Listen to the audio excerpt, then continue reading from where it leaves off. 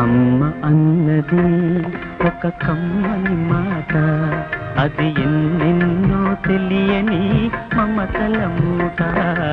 అమ్మ అన్నది ఒక కమ్మని మాట, అది ఎన్నెన్నో తెలియని మమతల మూట, మమతల మూట.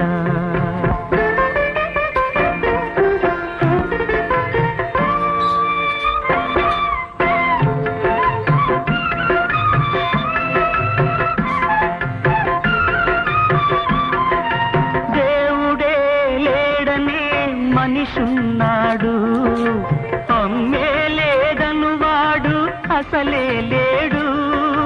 దేవుడే లేడనే మనిషున్నాడు, అమ్మే లేదను వాడు అసలే లేడు.